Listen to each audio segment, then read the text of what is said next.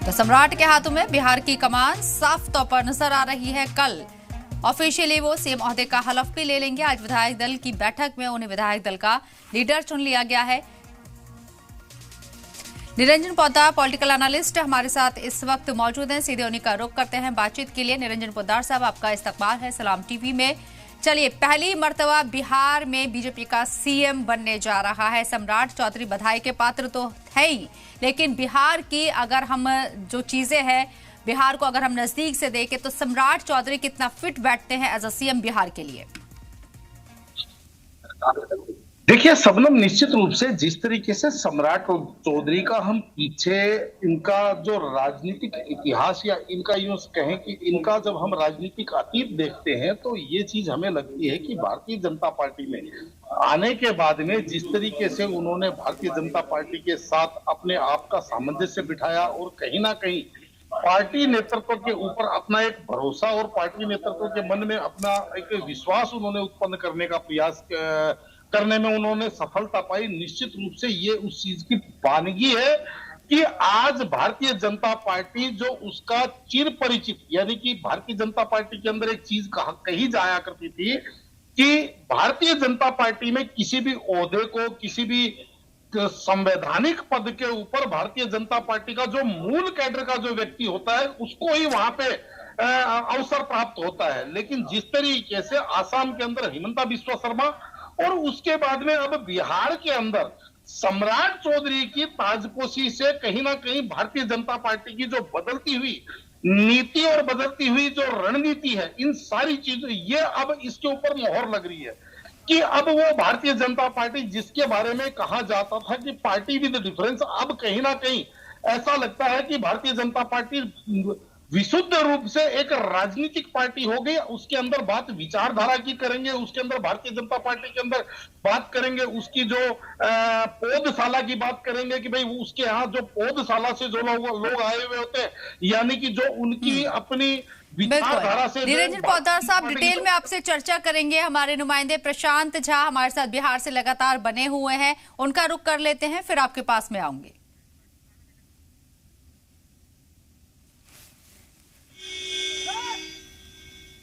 तो प्रशांत झा हमारे नुमाइंदे लोकेशन पर हैं और ग्राउंड जीरो पर वो मौजूद हैं। आज बिहार के लिए बहुत बड़ा दिन है, बीजेपी के लिहाज से भी और बिहार के लिहाज से भी। एक नई सरकार वही है लेकिन सीएम नया है और वो भी बीजेपी कोटे से, यानी कि बीजेपी का पहली मर्तबा बिहार में सीएम बना है और वो सीएम है सम्राट चौधरी। बड़े जिम्मेदारी उनके कंधों पर रहेगी। हालांकि वो एक्सपीरियंस्ड है क्योंकि मंत्री ओहदे पर रह चुके हैं, आरजेडी का भी स्वाद चख चुके हैं, जेडीयू का भी स्वाद चख चुके हैं, बीजेपी का तो स्वाद अब उनको पास से है ही और सीएम उन्हें बनाया गया है, तो बड़ी जिम्मेदारी उनके कंधों पर। निरंजन पोद्दार साहब, गुड गवर्नेंस का उन्होंने जिक्र किया, नीतीश कुमार के काम को ही आगे बढ़ाएंगे। सुशासन बाबू की जो एक टैग है, जो एक लकब है, वो नीतीश कुमार को मिला हुआ है। क्या उस लकब को अब सम्राट चौधरी को आने वाले वक्त में दिया जाएगा? गुड गवर्नेंस बिहार के लिए कितनी जरूरी?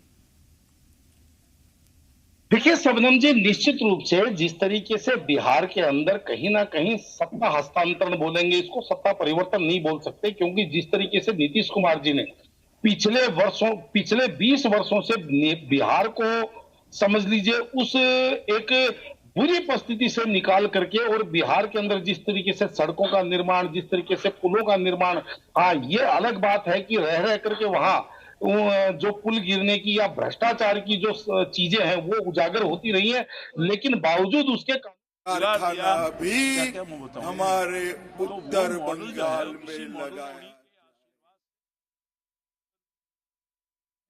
मजबूती के साथ काम करेगी, बिहार की जनता के हित में काम करेगी, सबका साथ, सबका विकास और सबका विश्वास के साथ जो मोदी जी का मूल मंत्र है, उसी के आधार पर सम्राट जी काम करने वाले हैं मुख्यमंत्री के रूप में। एक तस्वीर जो है राम कृपाल जी, वो जब कैबिनेट से नीतीश कुमार निकल रहे थे तो आपके आंखों से जब आंसू आ रहे थे, उसके संदर्भ में भी वो कुछ भावुक पल था। नीतीश कुमार जी से हमारे बहुत पुराने लगाव हैं, उनके कैबिनेट का मैं मेंबर रहा, उन्होंने जो योगदान दिया है वो उसकी जितनी प्रशंसा करें वो कम होगा, तो हम नहीं पूरे बिहार का लोग भावुक हो गया था। तेजस्वी कह रहे हैं कि लालू यादव के पाठशाला से और बधाई देने वालों का तांता भी लगा हुआ है। नीतीश कुमार के हामी भी एक तरीके से उस वक्त थोड़े से इमोशनल होते हुए नजर आए थे, लेकिन अब वो तमाम चीजें इसके इतर आगे बढ़ते हुए लोगों ने सम्राट चौधरी को अपना प्यार देना अब शुरू कर दिया है। निरंजन पोद्दार साहब, आप अपनी बात कंप्लीट कर सकते हैं। तो मैं निवेदन यही कर रहा था कि जिस तरीके से नीतीश कुमार जी ने बिहार को निकाला और बिहार को चलना सिखाया है, कहीं ना कहीं सम्राट चौधरी जी के लिए उसके लिए एक बहुत बड़ी चुनौती होगी।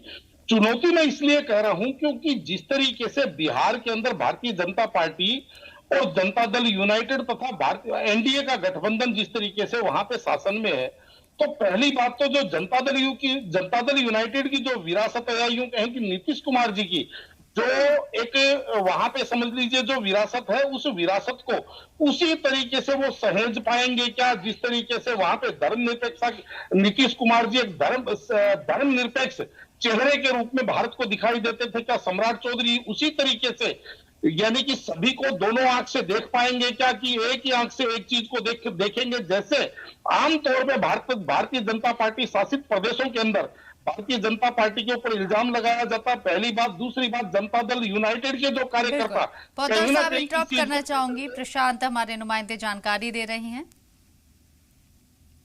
की तरफ से दो नाम जो सामने आए हैं डिप्टी सीएम के नाम तौर पर, उसमें विजेंद्र यादव जो बहुत सीनियर लीडर हैं जेडीयू के, उनका नाम आया है जो यादव समुदाय से आते हैं। दूसरा नाम आया है विजय चौधरी का जो भूमिहार जाति से आते हैं। दोनों का लंबा करियर जेडीयू का रहा है और दोनों नेता नीतीश कुमार के बहुत ही करीबी जाने जाते हैं। एक बात आपको और दीपक बता दूं कि बीजेपी के साथ जो समझौता है जेडीयू का, उसमें यह तय किया गया है कि जो गृह विभाग अभी हाल में बीजेपी की जिम्मे गया था, वो गृह विभाग बीजेपी के ही जिम्मे रहेगा।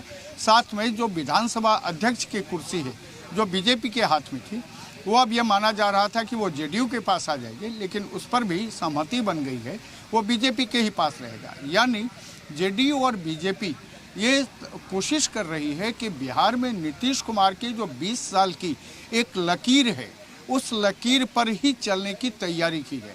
विकास को लेकर के नीतीश कुमार ने जो एक बड़ा सा ब्लूप्रिंट बनाया था, वो ब्लूप्रिंट कहीं भी चूके नहीं, अधूरा नहीं रह जाए, उसको आगे बढ़ाना। हालांकि जेडीयू में भी ये कोशिश की गई थी कि निशांत कुमार को डिप्टी सीएम के लिए मना लिया जाए, लेकिन निशांत जब तैयार नहीं हुए तब विजेंद्र यादव और विजय चौधरी का नाम आया है। लेकिन एक बात दीपक और समझिए कि बिहार में जो पहले कांग्रेस का शासन व्यवस्था, उसको तोड़ करके लालू यादव ने जब यहाँ पर सत्ता पर अपना साम्राज्य स्थापित किया, उसको तोड़ करके नीतीश कुमार ने जब 2005 में यहाँ पर शासन व्यवस्था संभाली, उसके बाद बिहार में जो एक बदलाव का बयार दिखा, उस बदलाव के बयार की नज़र अब तमाम बिहार वासियों की सम्राट की तरफ होगी कि सम्राट उस बदलाव के बयार को कितना आगे बढ़ाते हैं या आगे बढ़ाने में वो असफल होते हैं। लेकिन कोशिश ये है जेडीयू की कि सम्राट इसको आगे बढ़ाएं। बिल्कुल, हमारे नुमाइंदे प्रशांत ग्राउंड जीरो से तमाम जानकारी हमको दे रहे हैं और हमारे साथ निरंजन पोद्दार साहब आपके पास में आऊंगे, शिवाजी चौहान भी हमारे साथ, शिवाजी सरकार साहब भी हमारे साथ इस वक्त मौजूद हैं चर्चा में, सीनियर जर्नलिस्ट हैं। शिवाजी सरकार साहब, निशांत कुमार का जिक्र हुआ और जेडीयू की तरफ से बार बार ये मुतालबा भी किया जा रहा था, ये बताने की भी कोशिश की जा रही थी कि निशांत कुमार को जो है डिप्टी सीएम बनाया जाना चाहिए, बनाए जा सकते हैं, लेकिन निशांत कुमार कहीं भी इस लाइन में नहीं है। इसे आप कैसे देखते हैं? क्या वाकई में निशांत कुमार ने खुद से आगे बढ़कर इसे मना किया है या इनसाइड स्टोरी कुछ और है? खुद कोई मना नहीं करता है। राजनीति में जब कोई सत्ता किसी को मिलती है तो खुद कोई मना नहीं करता, उससे मना करवाया जाता है। सामान्य रूप से हम लोगों ने यही देखा हुआ है और अभी भी जो किया गया है उसमें भी अगर आप गहराई में जाएंगे तो यही देखने को मिलेगा। क्योंकि देखिए, इसमें कई चीजें शामिल होती हैं। बातचीत के जरिए सब कुछ किया जाता है, नाम लाया भी जाता है, फिर तरीके से उससे मना भी करवाया जाता है। ये सारी चीजें चलती रहती है। राजनीति बहुत मैकियावेलियन है। राजनीति जो है कोई सीधे सड़क नहीं है, कोई हाईवे नहीं है जो सीधे सीधे सब कुछ कहे और बड़े प्यार से सब कुछ जैसा दिख रहा है वैसा होता हो, वैसा नहीं होता है। यहाँ भी कई चीजें हैं, क्योंकि सामान्य रूप से अगर आप एक चीज देखें, बीजेपी जहां जहां भी सत्ता में रही है, सत्ता में जहां भी रही है, वो सत्ता में कहीं भी आप देख लीजिए सीधे नहीं आई। उत्तर प्रदेश की राजनीति देख लीजिए, केंद्र की राजनीति देख लीजिए, मध्य प्रदेश की राजनीति देख लीजिए, हर जगह जो है, गोवा की राजनीति देख लीजिए, हर जगह जैसे जैसे आप देखते चले जाएंगे, आप माएंगे कि बहुत सोचे समझे तरीके से ये सारी चीजें की जाती है। सवाल ये है कि अभी तक जो है बिहार में नीतीश कुमार की सरकार कहलाती थी, और नीतीश कुमार की जब सरकार कहलाती थी तो सामान्य रूप से वो बीजेपी को बहुत अच्छा नहीं लगता था कभी भी, पर मजबूरी थी कि उसको उन्होंने मानते रहे वो, क्योंकि उनको मालूम था कि वो अगर नीतीश कुमार साथ नहीं होंगे और नीतीश कुमार आगे नहीं रहेंगे तो वो सरकार के भागीदार नहीं बन सकते। अब सरकार के भागीदार रहते हुए उनकी ये सर्वत्र यही इच्छा होती है कि सरकार के हम भागीदार क्यों बने, अगर हमने किसी को साथ में लिया है तो उसको धीरे धीरे कभी उसको मुख्यमंत्री बना दो, तैयार हो गया तो ठीक है, अपनी मुख्यमंत्री बना दी जाती है, महाराष्ट्र में हम देख चुके हैं। तो ये तरीका होता है कि कैसे धीरे धीरे पूरे सत्ता पर काबिज हुआ जाए, क्योंकि नीतीश कुमार हर बात जो है बीजेपी की मानते थे, ऐसा नहीं था। नीतीश कुमार की अपनी एक शख्सियत है, उनके अपने एक तरीके हैं, और वो राजनीति को जिस तरह से समझते हैं वो आज से नहीं समझ रहे हैं, जब से बीजेपी कहीं सत्ता के आसपास नहीं थी तब से वो सत्ता को देख रहे हैं। तो इसलिए नीतीश कुमार को हटाना इसलिए जरूरी था, इसलिए नहीं कि नीतीश कुमार आज से उनका मोह भंग हो गया था, ऐसा नहीं है। नीतीश कुमार को हटाना इसलिए जरूरी था कि उनको चाहते थे कि बीजेपी की सीधी सत्ता वहां पे हो और बहुत सारी चीजें जो वो नहीं कर सकते हैं वो उसको कर सके। तो ये इस वजह से जो है आज जो ये किया जा रहा है, नीतीश कुमार को जिस तरह से चुनाव से पहले ही कहा जा रहा था नीतीश कुमार को हटा दिया जाएगा, पर उन्होंने लगा कि चुनाव में कहीं ये बात चली गई तो शायद वोटिंग पैटर्न चेंज हो जाए। अब वोटिंग पैटर्न जैसे भी हो, वोटिंग पैटर्न जिस तरह से भी हुआ और वोटिंग जिस तरह से हुई और जिस तरह से नतीजे आए, उसके बाद जो है चुनाव के बाद उनको लगा कि कहीं अभी नीतीश कुमार को नहीं बनाए और नीतीश कुमार कहीं सरकार बनाने से मना कर दें तो शायद मुश्किल हो जाए, इसलिए नीतीश कुमार को उन्होंने बना तो दिया, पर नीतीश कुमार एक्सेप्टेबल नहीं रहे। और इसलिए नीतीश कुमार को तरह तरह से बैकडोर आपके कह सकते हैं चैनल से उनके ऊपर तरह तरह के दबाव बनाए जाने लगे, और ये कहा जाने लगा अब तो आप जो है बहुत हमारे बुजुर्ग हैं, बड़े हैं, आप आइए राज्यसभा में आइए, और इस तरह से कर करा के उनको राज्यसभा पहुंचा दिया गया। जैसे भी हो राज्यसभा पहुंचाने की क्या जरूरत है, राज्यसभा ही पहुंचाना था तो इनको चुनाव क्यों लड़वाया, उनको मुख्यमंत्री क्यों बनवाया, क्योंकि मुख्यमंत्री नहीं बन सके, जैसे कि कई लोग और हो चुके हैं, मुख्यमंत्री से मुख्यमंत्री भी बन जाते हैं, कि नीतीश कुमार उस तरह से सत्ता से उन्होंने सौदा नहीं किया। तो इसलिए आज जो है उनको हटाकर अब जो है हर जगह जो है बीजेपी खास करके बंगाल के चुनाव के दौरान वो ये दिखाना चाहती है कि हमारी सरकार हर जगह है, हम सरकार चला रहे हैं और 21 राज्यों में हमारी सरकार है और सीधी सीधी हमारी अब सरकारें होती जा रही हैं। तो ये सारी चीजें जो की जा रही है वो इसलिए नहीं की जा रही है कि उनको बहुत ज्यादा उनके अपने सहयोगियों से प्रेम है, किसी सहयोगी से बीजेपी को प्रेम नहीं है, सहयोगी उनकी मजबूरी है। अब वो मजबूरी को जो है एक सीढ़ी बनाकर पूरे खुद सत्ता में आना चाहते हैं और वो आ चुके हैं। अब जब आ चुके हैं तब बिहार की राजनीति के आगे आप धीरे धीरे देखेंगे कि नीतीश कुमार ने बहुत सारी जो परंपराएं बना के गए हैं, बहुत सारे जो निर्णय लेके गए वो धीरे धीरे एक एक करके खत्म किए जाएंगे। बिहार में अभी तक बुलडोजर की राजनीति नहीं हो पाई, अब बुलडोजर की राजनीति वहां नहीं होगी इसकी गारंटी कोई नहीं दे सकता। तो इस तरह की बहुत सारी चीजें और भी हैं।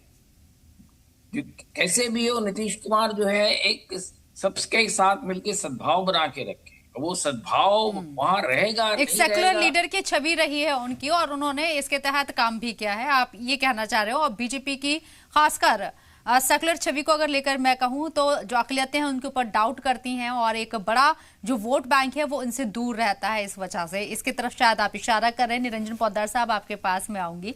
जेडीयू का फ्यूचर आप क्या देख रहे हैं अब बिहार में, क्योंकि नीतीश कुमार बिहार से निकल चुके हैं, राज्यसभा पहुंच गए हैं और अपोजिशन पार्टियों को अब सीधा आप देखते हैं क्या बीजेपी और आरजेडी के बीच में अब मुकाबला है और अपोजिशन पार्टियों को इससे क्या फायदा होगा?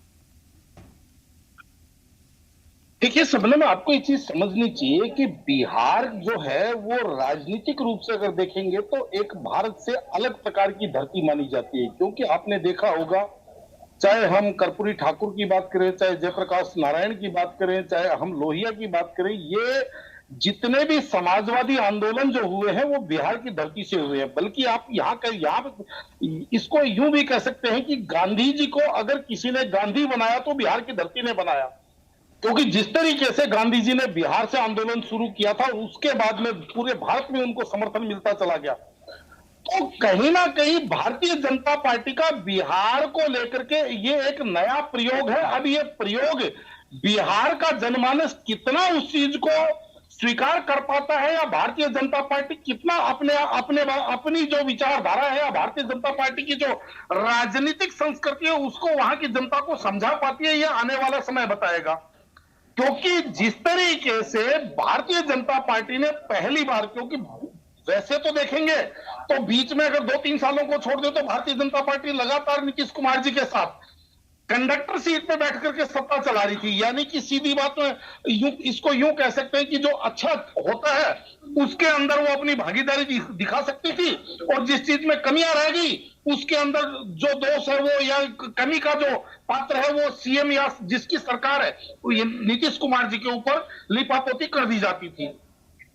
अब लेकिन पूरी तरह सत्ता भारतीय जनता पार्टी के हाथ में है। अब भारतीय जनता पार्टी को वहां के अपने संगठन से, अपनी सरकार से और साथ में जनता दल यूनाइटेड से भी उनको समन्वय बिठाना पड़ेगा। और ये समन्वय सम्राट चौधरी कितना बिठा पाते हैं या सम्राट चौधरी की सरकार कितना बिठा पाती है। क्योंकि आज की तारीख में आप देखेंगे तो भारतीय जनता पार्टी के जो संगठन के लिहाज से देखेंगे तो उनके जो राष्ट्रीय अध्यक्ष है वो भी कहीं ना कहीं बिहार की उसी भूमि से आते हैं।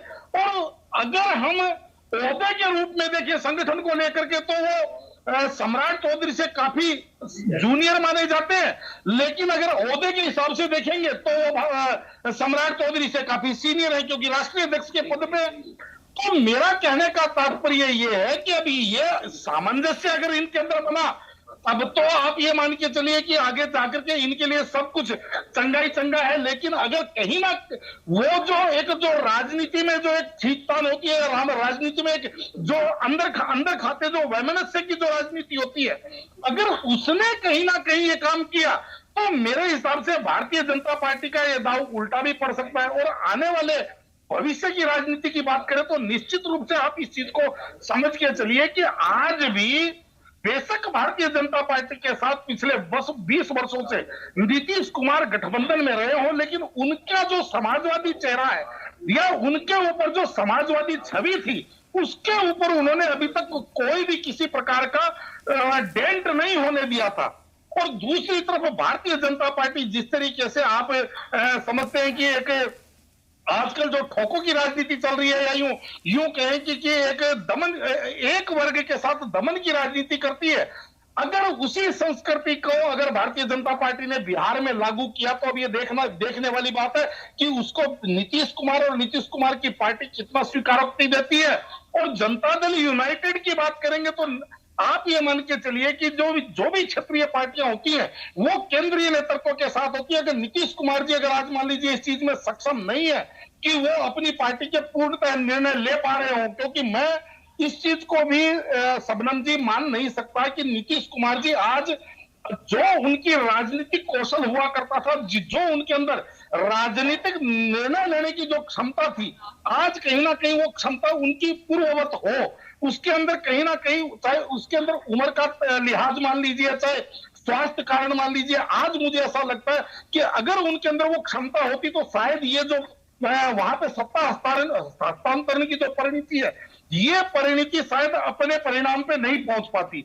तो अब ये चीज देखने वाली है कि वो जो बाकी का जो जनता दल यूनाइटेड का जो वहां पे संगठन है, चाहे वहां कार्यकारी अध्यक्ष हैं, चाहे वहां के जो पूरा का पूरा उनकी कार्यकारिणी है, वो सरकार के साथ कितना अपने आप को सहज महसूस करती है, ये आपको आने वाले कुछ ही समय में पता चल जाएगा। क्योंकि भारतीय जनता पार्टी जिस प्रकार की राजनीति करती है और समाजवादी नीतीश कुमार की पार्टी जिस तरीके से समाजवादी राजनीति करती है, दोनों में शबनम जी आपको जमीन आसमान का अंतर नजर आएगा। क्योंकि आज भारतीय जनता पार्टी की राजनीतिक संस्कृति मैं 1980 के दशक की जो कांग्रेस की जो संस्कृति बिल्कुल आपने सही तरफ इशारा किया है। यहाँ बीजेपी की जो एक सियासी पैटर्न है, जिस पिच पर बीजेपी सियासत करती है, नीतीश कुमार की सियासी पिच उससे अलग है। और बिहार की ये सियासी पिच नहीं रही है जो बीजेपी की रही है फुल फ्रेम की। अगर मैं बात करूं, हालांकि बीजेपी अपर हैंड पहले भी थी सरकार बनने से पहले, क्योंकि बीजेपी को सबसे ज्यादा सीट यहाँ मिली है। और अब तो बीजेपी का सीएम यानी कि बीजेपी फेस सीएम सम्राट चौधरी के हाथों में कमान है। मेरा सवाल यहाँ पर शिवाजी सरकार साहब आपसे यही है कि आप क्या बिहार के सियासी पैटर्न को अब पूरी तरीके से बदलता हुआ देख रहे हैं बीजेपी के आने के बाद? बेशक ये बदल बेशक आप जो कह रहे हैं बदलाव अभी तो हुआ नहीं है, बस शुरुआत है कि कुर्सी बदली है बस। पर आप कुछ महीनों में आप देखेंगे कि ये सारी जो परिवर्तन है आपको दिखता रहेगा।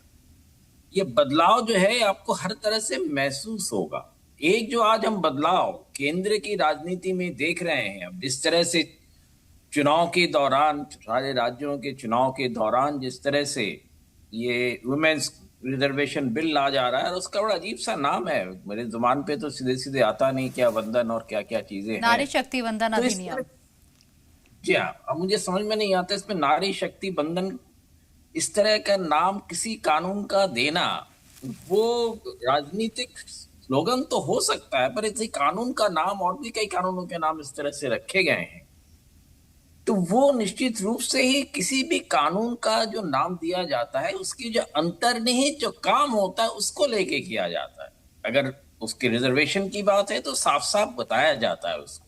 तो ये घुमा के जो ये सारी चीजें की जा रही है, इससे खुद ही लगता है कि कोई भी काम जो है बीजेपी सीधे तरीके से नहीं करना चाहती है, घुमा फिरा के जो है कुछ उनका मकसद कुछ और है, वो सारी चीजें वो दिखाना चाहती है। वो दिखाना चाहती है वो कुछ एहसान कर रही हैं लोगों पर, ये दिखाना नहीं चाहती हैं। अगर महिलाओं की आरक्षण देना चाहती है कि महिलाओं का जो है जो अधिकार है उसका वो नहीं मानती है, वो महिलाओं का अधिकार है, वो समझती है कि हम उनके ऊपर कुछ एहसान कर रहे हैं। बिल्कुल। तो इस तरह की सारी चीजें जो होती है बिहार के कानूनों में भी आप देखना शुरू करते हैं। और बिहार के लिए आज बड़ा दिन है, क्योंकि तारीख में पहली मर्तबा बीजेपी का सीएम वहां बनने जा रहा है। और कल ये ऑफिशियल हदफ भी ले लेंगे सम्राट चौधरी, ऑफिशियल सीएम भी अपॉइंट हो जाएंगे। विधायक दल की मीटिंग में नेता चुन लिए गए हैं। मुआसरा चाहूंगी, आपको मैंने इंटरप्ट किया, लेकिन वक्त की पाबंदी है। बहरहाल बहुत बहुत शुक्रिया आप लोगों का हमारे साथ जुड़ने के लिए, अपना कीमती वक्त देने के लिए।